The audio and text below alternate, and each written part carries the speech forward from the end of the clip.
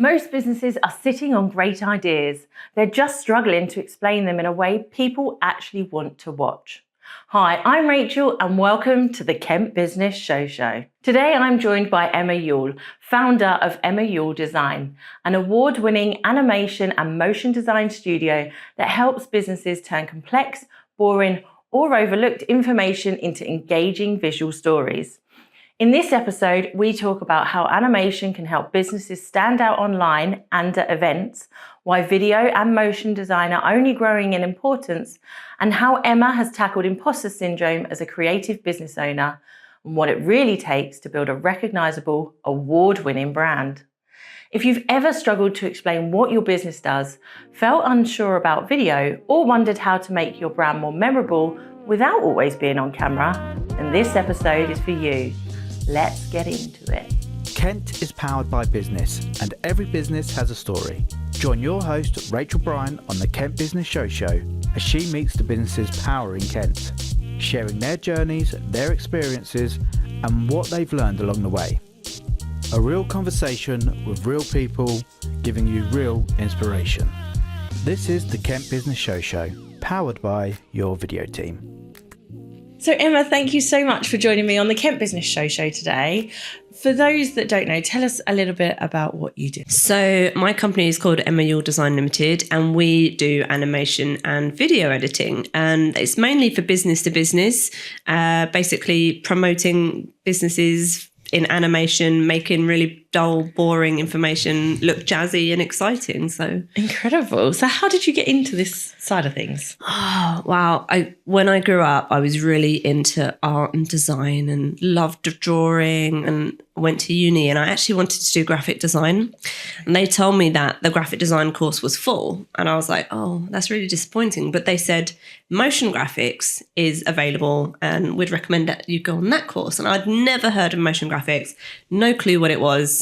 Went home, did some Googling, and was like, okay, it's kind of like graphic design, but moving. Okay.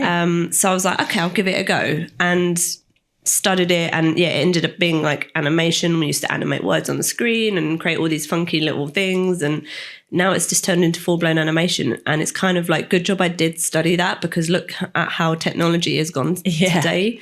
It's so popular, and video is like one of the most popular consumed like media. We love it. Exactly. It's like, it's what we do, right? Yeah. So incredible. So you're talking like predominantly about bringing stories to life through those animation that normally we would be sitting there trying to feed in through our brains just through written text and things like that. Yeah, that is exactly what it's all about. Some people find it really hard to just sit there and read through that information. So we turn it into a really cool script and make it have really jazzy visuals. And then people are like, they actually want to watch it. And because, we're scrolling every day, and it's just one of those things that's going to get picked up on so quickly, rather than like a PDF or an email or something. And my head immediately jumps to like motion graphic design, like as more of the cartoony kind of side of things. But what else does that motion graphic involve? Wow. So yeah, it covers the cartoony side. We do a lot of character animation, like for brands who want to explain their products and use a character. We do that, which is quite cool. I even customize the character to look like the brand owner or the business owner, which they love. But it's also social media motion graphics. So it could be like text popping up, or even like when you're watching videos and you see like the title come up with someone's name and job description, that's motion graphics. Okay. It can be event graphics. So if you're attending a big event at Excel, for example, LED screens and like any sort of TVs that are like, sometimes you see them landscape and horizontal and whatever, and we can do all of that. Any sort of moving image that's like animated, that's like motion graphics. Oh, wow. So when you see like the TV screens really that are at events and they're like wrapped around poles and you think, gosh, how do they get all that measurement and stuff like that? Yeah. Like I'd be all distorted and like stretched out or something. That's actually from what you guys do. Yeah, I've done a similar thing where like the whole room had this like massive LED strip all around the whole room. And they basically send you the dimensions, like the people who built it, the people who installed it, they have a pack they send you, and then you build that animation or video to match the specifics. So sometimes it's like crazy long. So you'll have like a strip this wide, but it'll be like this long. And you need to build it to match those dimensions so that when they play it and import it into their software, it fits. And it's got to be about catching attention as well, right? Because I say I could easily get an image and stretch it. One, you're not going to tell who I am. But then what you also don't want is like 100 mini YVT like emblems. Like you want it to be doing something to capture people, make people look at that screen. Yeah, and that's moving image, isn't it? That's the beauty of animation. Making it crafted to look appealing, exciting, attention-grabbing without you saying, as the logo duplicated 5 million times or like blown up so you can't even see it. It's about storytelling it. It's about figuring out how it will look best in the situation, whether that's having extra like wording, like the logo followed by the website, and then that's just on a loop and it goes round, or, you know, the possibilities are quite endless. It really depends on what the event is and what the client wants at the end of the day. So I'm guessing that as well, when you talk about those sorts of things, is it doesn't just have to be the logo with the website. Like all of a sudden then, like you say, someone could be walking on. So it then becomes a little story in itself that then captures the attention and then brings on the logo, brings on those details. So again, people are immersed in really a moving poster. Yeah. It could have any of these moving things at events can have like the timeline for the day. It could have even just funky graphics. Like I did one recently. The whole show was spy themed. Ooh. And they made this massive experience where you walk through this tunnel and it was all spy themed. So they had like your mission is to attend the show and like go and see all the talks and stuff. And then as you went round, there's this massive LED wall and I'd animated like these folders, like top secret spy folders. Yeah. And inside the folders were like the brands that were attending, the speakers, and we made like vector graphics of the speakers. So they looked quite funky, and it was, you know, it's all to do with the brand appeal as well, making it a memorable, is that a word? Yeah, memorable. Memorable, yeah. Making it a memorable experience for all the attendees to make them like enjoy it, post it on their social media to promote the event, and then come back again next year. It's amazing. I want to go to that one. It was so cool. So what about online, like web spaces and things like that? How do you, again, make them interactive rather than just click and here we go, we're on the next page? Yeah, it's like we've all been there, right? We've all gone onto a website and been like, oh, God, this is really boring. It's not holding my attention. Or you've gone on it and the graphics look really rubbish, so immediately you've gone next. Yeah. Like it's about having a really nice brand, and really like animation can enhance that brand, even if it's just little animated icons that move really subtly, like underneath like your blurb of text on the main website, and it's got these little cool like cogs turning or something, depending on whatever your business is. And it's also about, if you've got a main page video, having that main page video to tell other businesses what you're about and having some animation in it can work really, really well and make you stand out as a brand from your competitors. So yeah, it's about gaining people's interest and holding it, because we all know that although video is so popular these days, it's really hard to keep people's attention. Well, a massive thing we have as a blocker with people coming on board with video is actually they don't want to be the face. They don't want to be seen on video. They're like, you know, for whatever reason it is. So by almost inventing a mascot or a character or something else that can tell their story for them, must then just enable their business to level up. Yeah, I know. And there was one brand I created a character for. She took photos of herself, sent them to me, and then I modelled the character on that. And she had all of her peers in the industry saying, oh my God, like, who did this for you? This is amazing. This is brilliant. And it made her stand out. And people absolutely loved it. It was just so unique. No one had done it in her industry before. And it was very, very excited to see her transformed into this character as well. She's great on video anyway. She does actually do lots of videos herself, but she wanted something to push her brand to the next level. And she'd never used animation before. And we focused it on her main FAQs. So one of the questions that the customers asked the most, we took that and then animated the answer and her answering it as a character. So it also then saves her time, so she can then refer people to that video when they are asking that question. And makes now a social content, something like that she can repurpose across other formats, because like you say, that frequently asked questions section at the bottom, we all scroll down to it and then just stare at it and don't really take in the information. Whereas by now having a little animated you tell people, it also engages and you're like, oh, that's kind of cool. Oh, I didn't realise that. Even though you've probably actually already read the FAQs at the bottom of the page. Yeah, and that character, we also then made that repurposable. So we ended up creating her a brand account on Giphy, and she posted a lot of Instagram stories, and we created little stickers of her as a character, like waving and stuff. So when she posts Instagram stories, she can put her little character on there, and like that's all immediately branded her content, whether she's out, you know, whatever she's doing in the day. If she takes a photo or a video saying, hey, I'm here, she can have a little animated character. That's so sick. So I want one. I want a mini me. That's so cool. Or a business mascot, I suppose, like having something like that. Like, oh, yeah, okay, I'm going to run away with my brain now. So hang on a second.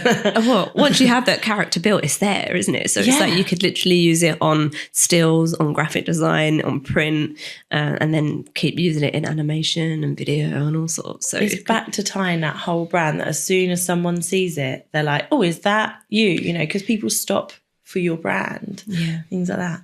Amazing. So what's a big challenge that you've overcome and had to sort of go through with this?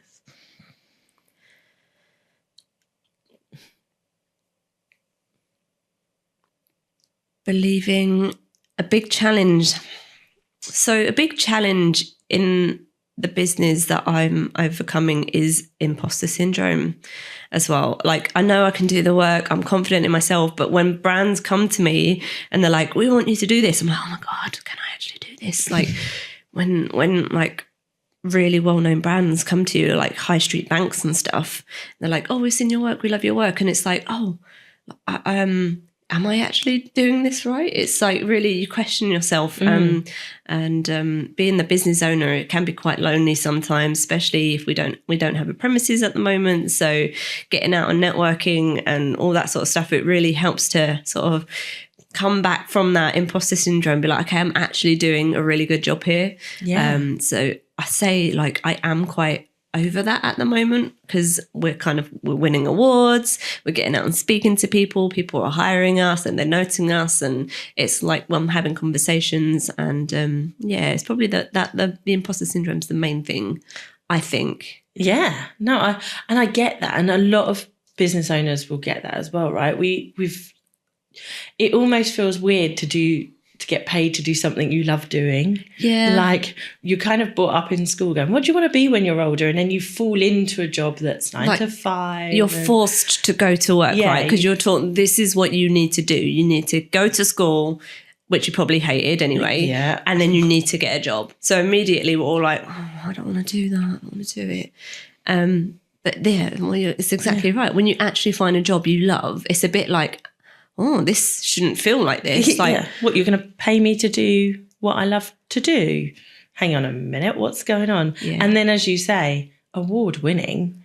I mean, you are smashing it out the park at the moment. Oh my God, it's just incredible. It was really, really a true I was so proud to win the Kent one for Maidstone as well, the best creative, digital and innovative business. That meant so much to me as a creative business to win that one in Kent. I was just so proud, and even more so that we shared a table with one of the other not the finalists, and they actually rang me during the day. I don't know them, I didn't know them. They found my number and they rang me during the day and said, 2 of our people can't attend.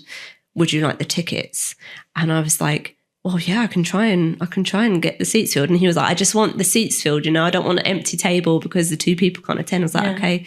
So straight away, I rang up my mum and dad and I was like, hey, do you want to come? And they were like, yeah, I would love to. So they were actually there to see me win the awards. It was like really proud moment that like my first proper big win in Kent. They were there to see it and it was a really, really proud moment. Oh, congratulations. Thank you. And I mean, I was very fortunate. Not only was I there, but I then got to interview you on stage as well. I mean, what do moments like that mean next? Where are you seeing this support you?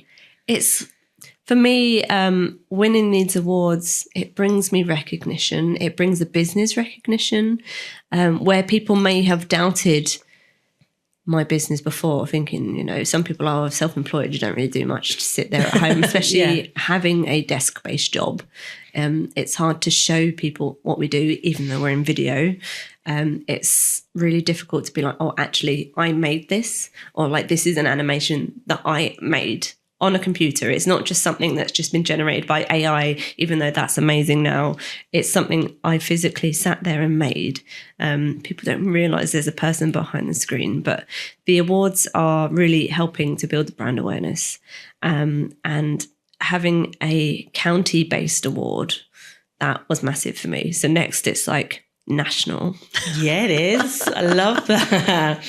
And you are finalists in, some massive events that you've got coming up soon. So we've got the Lloyd's British Business Excellence Awards coming up, and that's a national award. So it's all UK businesses were allowed to enter it, and there's some amazing competitors in there, and it's going to be an incredible evening. But yeah, we're finalists in the New Business of the Year category, so we can only keep our fingers crossed. That is, congratulations on becoming a finalist, because again, getting to those levels and seeing that recognition from there alone is an achievement in itself. And you spoke about how obviously being an entrepreneur, like being a business owner is lonely. What do you see for Emma Youell Design? Are you building a team? You want to, now that you've got the county recognition and nearly the national recognition, are you going to take over? And is this it? Be ready, world? It's always like, oh my God, we all dream, right? And it's like one of those things. First of all, I never dreamed that I would have my own business. I always said I wanted it.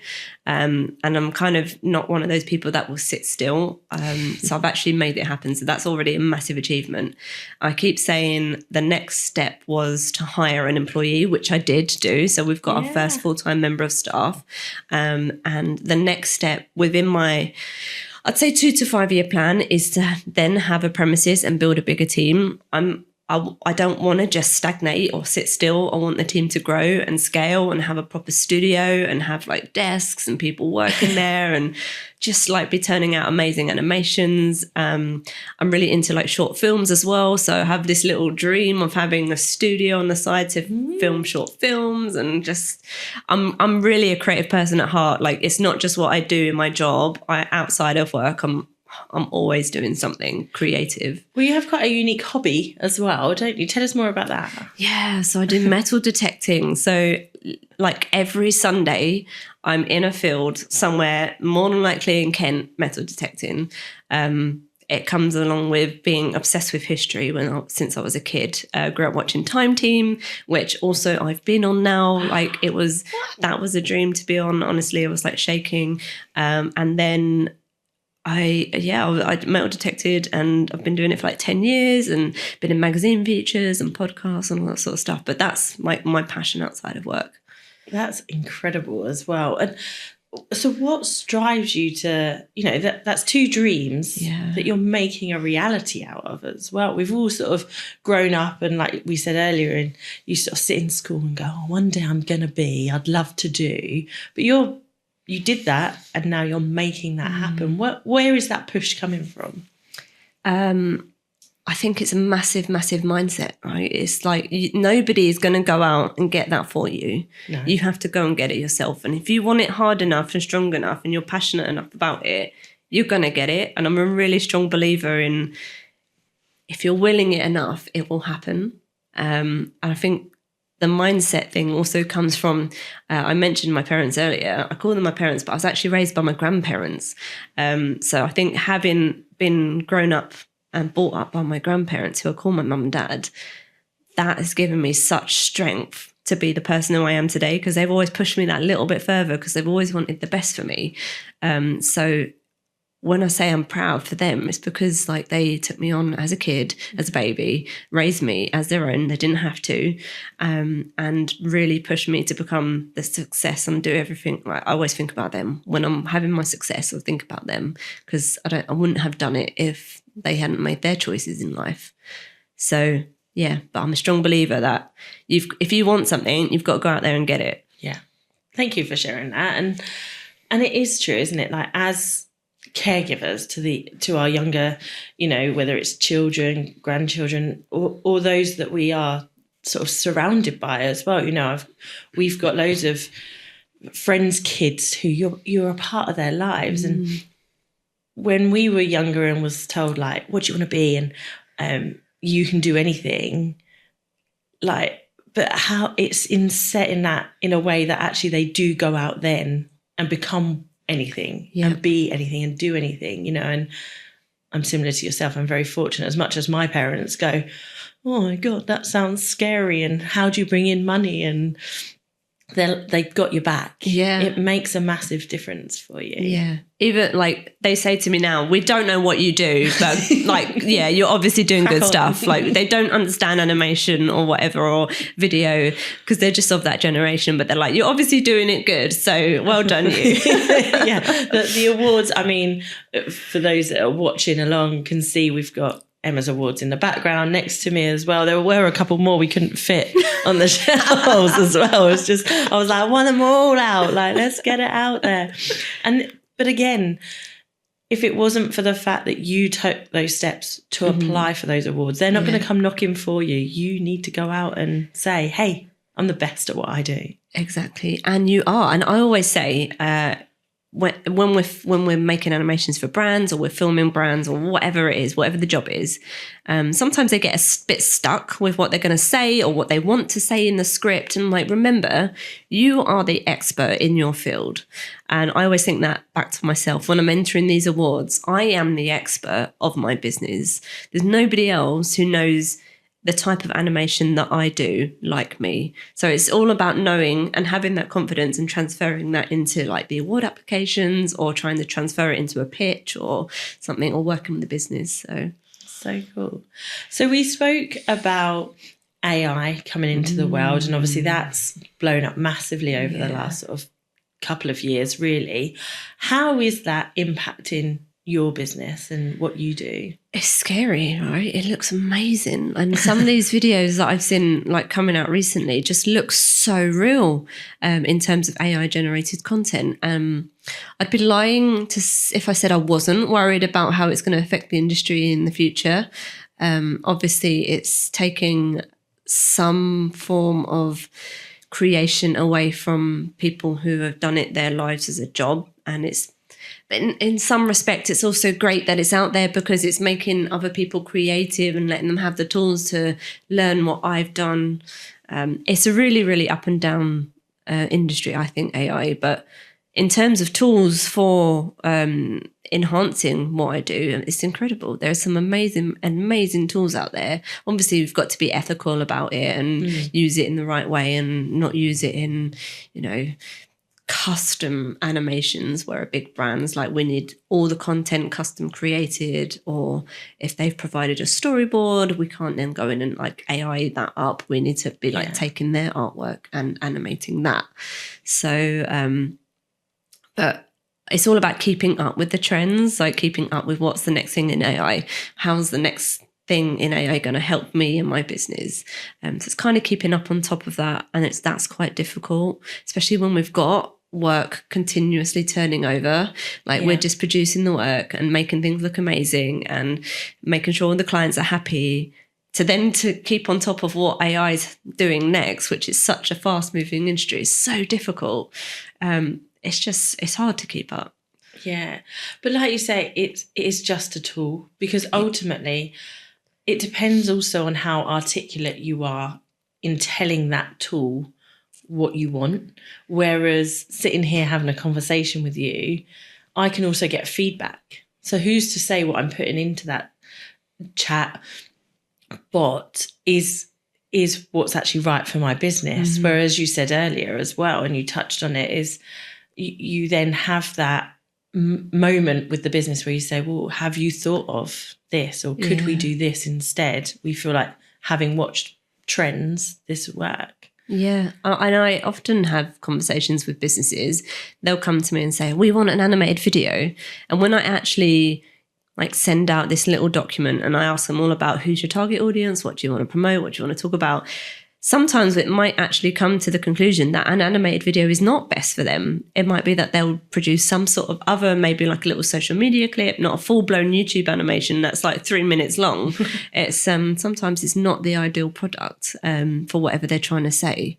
So sometimes we can say, make other suggestions, like you said, on best ways to promote their business and promote their content and stuff. Exciting stuff. Emma, we're going to jump to our sponsors quickly, but afterwards when we come back, maybe we can look at some trends and market growth and see where the animation world is going. Let's do it. This podcast episode was produced by your video team and recorded right here at YVT Studios. We're a full-service content studio helping coaches, creators, and business owners turn conversations into content that connects. Need a professional space to film your podcast? We've got it. Want someone to handle the filming, editing, and strategy? That's what we do best. Looking to walk away with months of high-quality video content, all filmed in one day? Book a VIP content day. Whether you're hands-on or hands-off, we'll guide you through the process, keeping it simple, stress-free, and seriously effective. It starts with a conversation. We turn that conversation into content, and that content builds your brand. Your video team, making you the hero of your brand. Welcome back to the Kent Business Show. I'm still here with the gorgeous Emma Youell. Hello, Emma. Hey. So before we jumped off to our sponsor, we were talking about market growth and things like that next. So let's dive into that. Where is this market going? I think video and animation are only going to get more popular. Every business is using it, and if you're not using it, where have you been? You need to be utilizing this as a major part of your media, of your marketing. It's only going to, I don't see it stopping anywhere soon. So it's only on the rise, and more people are going to be trained in it. More and more people are going to be consuming it. So get out there and get making it. Amazing.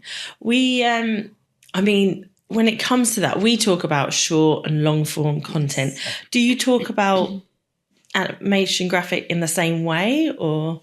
Yeah, it's I love chatting to people who know what I'm talking about. Like, obviously we're kind of don't go too in depth, so like, lose me. But it's like yes, short form and long form.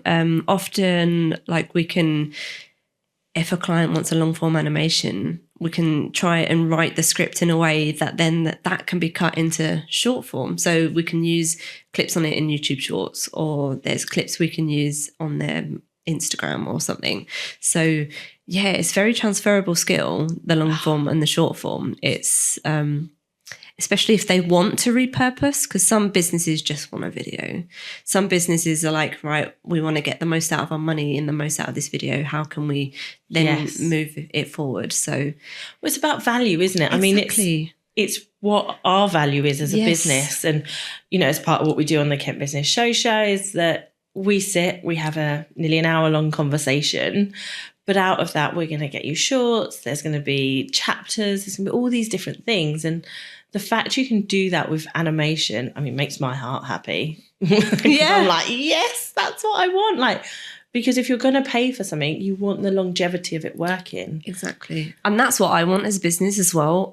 I want to see that the client absolutely loves their final end product, their master video, whatever it may be. And then for them to keep reusing that makes me happy, because I'm like, oh, they're loving the content, they're using the short form.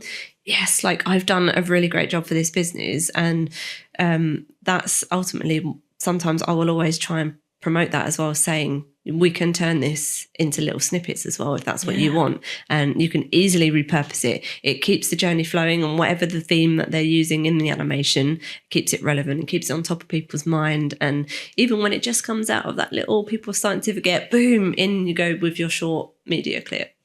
And the thing is, it's also, like we say to people, it's not about always coming up with new content all the time. Your message isn't changing. Your message is the same. And I mean, an example that we tend to use is like the Coca-Cola advert, right? The Santa. It's not Christmas until the Santa lorry is played.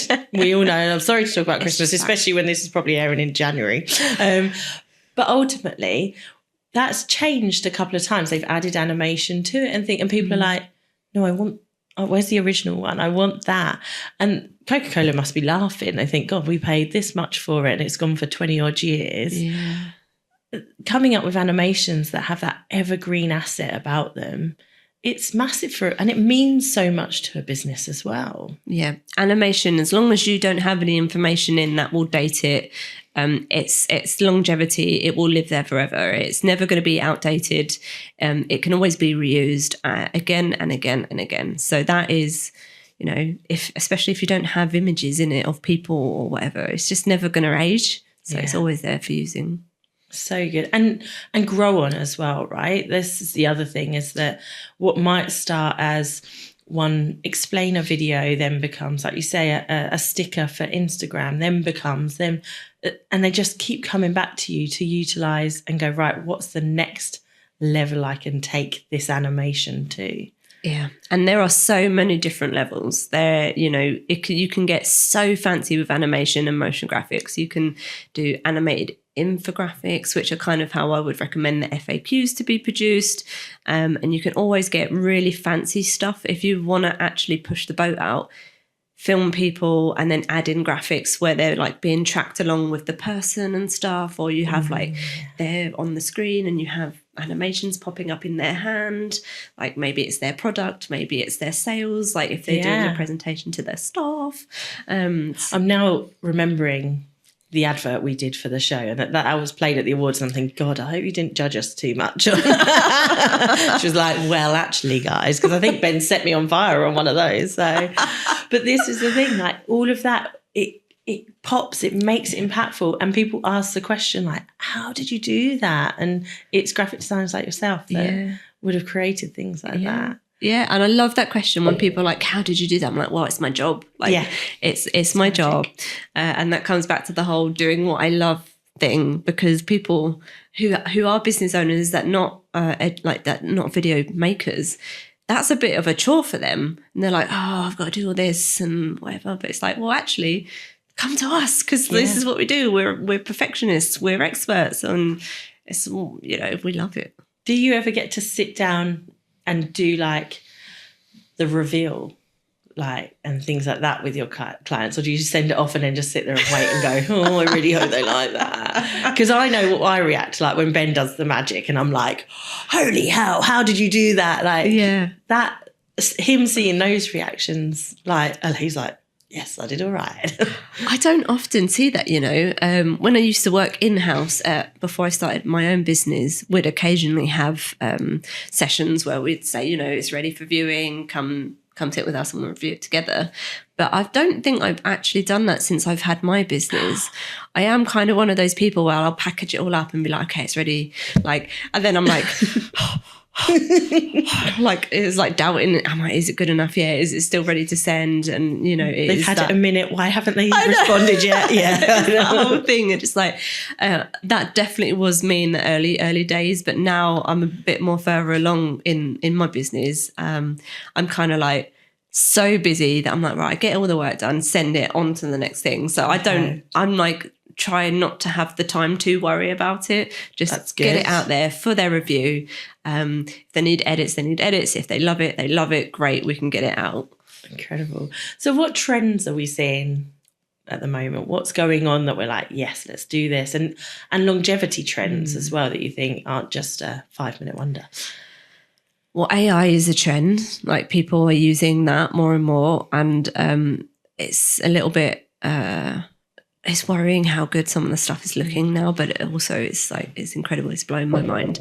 I kind of feel like AI in terms of video creation, it's not going to die soon, but I feel like it could be a bit of a fad. Okay. Like, I feel like it could be something everyone's hopping onto now, and they're like, this is amazing, but then it kind of dies down a little bit. Kind of like, do you remember when 3D TVs came out? Yeah, I was a sucker. Like, I had one. Everyone was like 3D TVs, right? And now, where are 3D TVs? Like, nobody has them. Yeah, no. I feel like it might be a little bit like that with AI video creation.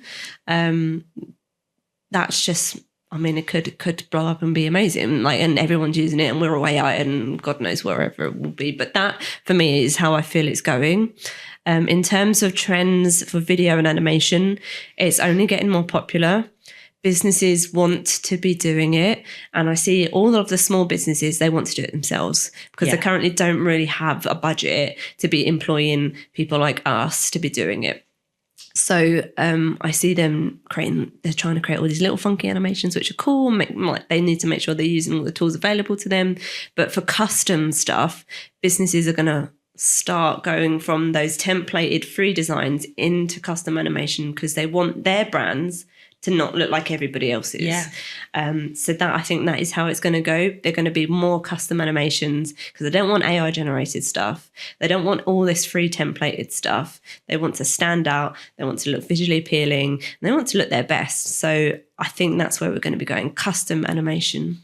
I think, like you said as well earlier, it is that personal touch. So immediately, like when my head goes to write a sort of mascot for us or something, we have our kids heavily involved. So I'm like, they're literally named after superheroes. Our branding is all superheroes. So, hey, can I create them into like little superhero mascots that are embedded in our business? AI couldn't do that for me. They wouldn't understand who our children are and how they evolve, where I can have those conversations. And it's the conversations that make everything really the personal side of things. Yeah. I mean, AI, it could support you up to a certain point, right? It could generate some images or some moving stuff, and it can only get you so far though, until you start to want actual real customized things. So whether you wanted them to start speaking or whether you have the character and you can animate it however you want, like it's all rigged up. But then if you want to record their voice and then add that over the top and the character's actually saying something with their own voice, AI can't do that for you because there's some sort of human part of that. You need to record the voice and then import that into the animation and then rig all the arms up and whatever the character's going to be doing. So it can support you, but it won't be able to give you the final product.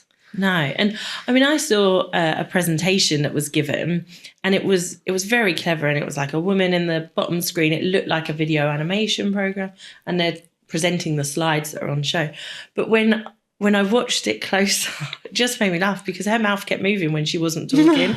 And it's little things like that I was like, this is magic. Oh, hang on a minute. Like, this isn't right. This is weird. Like, and actually, it disconnected me from off-putting, it. Right? Yeah. Because now I wasn't taking in the information on the screen. I was just looking at this woman going, her mouth's still moving. What's going on? Why is she blinking weird? Like all those things. And I was like, no, you've lost me. I'm out now. And that's having those errors because you've DIY'd it. It can also have a negative impact. Detrimental, yeah. And I've got to the point where, like, I don't have anything against AI, but if I see a brand using a really obviously generated AI image, I will scroll past because I'm kind of like, that's so boring now. Like, if it's just like, I mean, if they've been creative with it and it looks cool and it looks amazing, then fine. If there's a bit more creativity, but again, it's all about what you said earlier, what you're putting in to generate it, and you're only going to be as good as the prompt you put in. And some people are pretty naff at their prompts. Like, well, I don't know what I don't know what I've got to write or say or do. Like, I think I do, and then even generating images, like, my kids are better at it than I am. And I'm like, how did you get it to look like that? And mine normally comes back and says, you can't do that. It's against copyright reasons. And I'm like, not for Christ's sake. But this is the thing, right? Is that I don't understand where those copyright laws either. Yeah, okay. And that's all knowledge that you have. Yeah. I mean, and there's so many AI generation websites now as well. Yes. So it all depends on what you use, what the copyright is, and then you can buy licenses to other AI generation software. Some of them are absolutely crazy. Like you pay a monthly subscription, you get like this thing, there's this thing called Midjourney, and that creates animated video in AI, and the quality is incredible. Like sometimes you wouldn't even know it was AI generated. Yeah. But again, I've not actually tested it myself, so I'm assuming it's only going to be as good as the prompt you put in, as with 99% of AI. But like you say, I've had a play with Midjourney. And you have? Okay. Yeah. And again, it's great when you can get the prompt right, but also at what point you start paying for it and the cost of that, and in how many times you're generating that. All of a sudden, my time is also being taken. Yes. Yeah. Right? My value is my time. Whereas I could go, hey, Emma, do you fancy making this for me? This is what I want it to do. And you can take that, run with it. I'm back off earning the money that I'm paying you and some. Yeah. Like, how much value is it me sitting there trying to fumble through something that I'm like, I don't even want to do. Yeah. That's the other thing. I think as well, businesses, some people who are dabbling in this area don't realise how much time it could take to create what they want. And again, they sit there, they waste time when they could have paid someone to do a better job faster. Yeah. So that I'm always an advocate of being like, how do you value your time? Like, what do you want out of this? Do you want to be going off and doing the things you want to be doing, or do you want to be spending your time? So it's like that whole time versus money thing. Yeah. Like we either pay in time or we pay in money. And I always think of that. And a lot of small businesses, they're paying in their time, which, you know, if they've got the budget, don't waste your time trying to create weird things that you're going to sit there a whole day and have 18 generations. And still his eyes a bit wonky. 10 fingers on one hand. Yeah, and you're like, I need 10 fingers. No, not on one hand. And this is it, right? And I think from a business perspective, you've got it down to a T right there, because we noticed our growth came so much quicker, weirdly, when we started spending and outsourcing.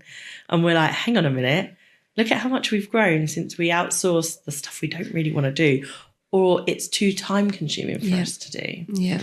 So you have a tips package as well. Tell us more about that. Yeah, so I created like a little PDF document because I feel like a lot of small business owners were really struggling. Like, as we've mentioned, they don't have a budget. They want to do things themselves. So I kind of put together this PDF. It's 5 pages, very short, about the top tips on how you can elevate your brand using animation. And it's all about making sure you're utilizing the type of animation that you want. It kind of tells you about some suggestions. So whether you want to add in some funky titles on like a Facebook video, or creating a little animated logo or something. And then it's also about thinking about how to use those again, like the repurposing. And it also gives a little breakdown on like the top 3 softwares that you can use easily on your phone. Amazing. So yeah, I'd recommend, if you're a small business, just downloading that, have a little read through, and then obviously if it's a bit too much, we can then come in and help. And this is it as well, isn't it? It's about learning your level and then building that growth strategy with you, because it's not like you're asking businesses to come in and be like, right, every animation you need it on day one. Mm-hmm. It's going, okay, how do we start incrementing little impacts, little bits, and then building that, because over time your assets will build. Yeah. Again, and it's just, this is what you can do, this is what we start to do, and you'll see that grow. Yeah, that is exactly what it's all about. And it's also figuring out where they need that the most first. So it's not just creating little pointless, what's going to have the most impact for us to work on first.